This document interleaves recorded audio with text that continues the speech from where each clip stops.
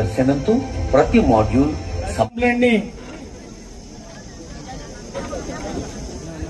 Cover చేయాల్సిందిగా request చేస్తున్నాం.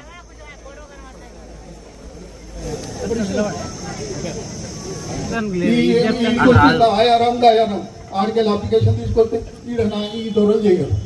ఇటువంటి పరిస్థితి ఇప్పుడు 2014 నుంచి ఇప్పటికీ నా మానసిక బాధ, నా కథ, నా కుటుంబం అంతా నానా ఇబ్బంది పడుతున్నాము.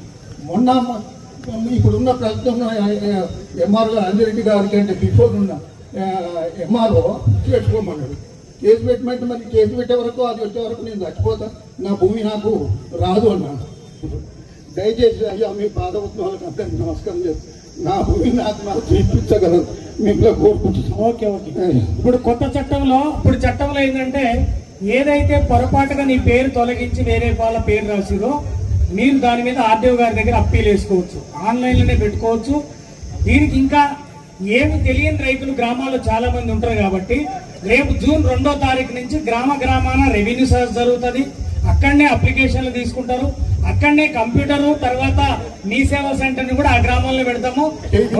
నా పిల్లలను బతికియండి అయ్యా. ఓకే, తప్పనిసరిగా పరిశీలన చేసి అయ్యా నాది ఆలేరు మండలం, కోలంపాక రెవెన్యూ, రాఘవాపురం విలేజ్. ఒకటే ఊరు కాకుండా కష్టపడి 2 ఎకరాలు ఉన్నా నలుగురు ఎమ్మెల్యేలు మేము వాళ్ళకందరికంటే ఈ తెలంగాణ జిల్లాల కంటే నేను సేవ చేసిన అందరికీ ఎక్కువ చేస్తున్నాడు ఉన్న నాయకుడు సర్వనాశనం చేస్తున్నాడు. అది ఆ భగవంతుడు వస్తాడు. తర్వాత మీరు చూడవలసిన బాధ్యత ఉన్నది. మీకు సాదా పైన మన రిజిస్ట్రేషన్ చేసినాం. నెంబర్ తప్పు పడ్డది కుట్టగాడ, ఆ నెంబర్ తప్పు పడ్డందుకు ఇప్పుడు అంటే మనకి మధ్యలో ఏదైతే ఉన్న భూమో అది నీ భూమి.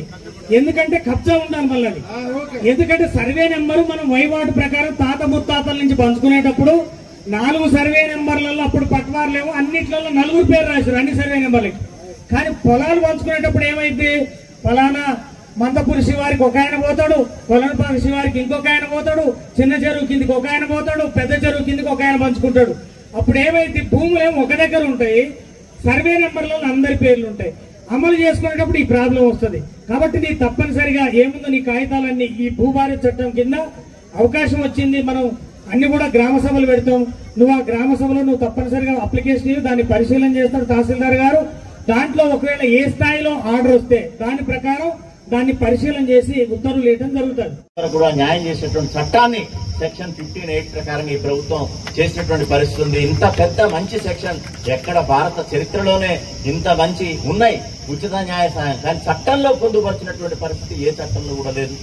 ఇక కొంతమంది హుషారున్నోడో తెలుసో తెలియకో ప్రభుత్వ భూమి ఒకళ్ళ పేరు మీద రాయించుకుంటారు. ధరణి పాస్బుక్ వచ్చింది, మంచిగా 4 ఎకరాలు సీలింగ్ భూమి అది. సో ఆ 4 ఎకరాలు ఇంకెవరేం చేయలేరు. ఆయనకు రైతు భరోసా పడుతుంది, రుణమాఫ్ అవుతుంది, దాని లోన్లు పెడుతుండు, బ్యాంకులో ఎత్తుతున్నాడు. అది తీరా చూస్తే ప్రభుత్వ భూమి.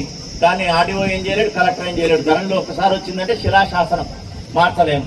కానీ ఇప్పుడు మాత్రం ప్రభుత్వం అట్లాంటి నడవ. ప్రభుత్వం ఎక్కడున్నా సరే బరాబర్ మళ్ళీ ప్రభుత్వానికి చెందుతుందని చెప్పి సెక్షన్ 15 అని పెట్టి స్టేట్ లో ఉన్నటువంటి CCLA గారికి ఒక్క స్విచ్ నొక్కితే చాలు, ఫలానా దగ్గర నుంచి సీలింగ్ ల్యాండ్ ఎవరికైతే ఉందో తీసుకొచ్చి ప్రభుత్వ అకౌంట్ చేస్తారో ఆయన్ని జీరో చేస్తారు. ఈ యొక్క చట్టంలో సెక్షన్ ని కూడా ఈ సెక్షన్ 16 ద్వారా ఇచ్చినారు.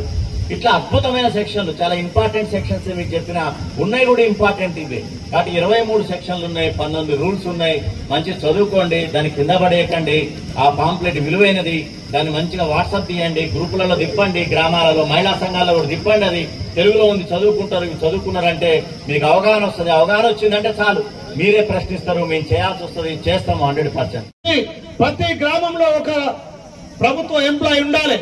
నువ్వు భూమి అమ్మినా, నువ్వు కొన్నా, లేకపోతే పెద్దలు కాలం చేస్తే వాళ్లకు పిల్లలకు వారసత్వంగా వచ్చేది పౌతి కావాలన్నా ఎంతమంది పిల్లలు ఉన్నారు, ఆ పిల్లలకు ఎంతమందికి ఆ పౌతి కావాలనేది ఇన్ని చక్కటి ఆలోచన చేసి ఈ తెలంగాణలో ప్రతి రైతు గుండె ధైర్యంతో నిద్రపోయినా నా భూమి నా ఖాతాలో ఉంది, నీ డబ్బు ఎట్లయితే లాకర్లు ఉందో అట్లా మీ భూమి మీ పాస్బుక్ లో కాదు, సర్వ హక్కులు నీకు ఉండే విధంగా ఈ భూభారత తెచ్చారు. కాబట్టి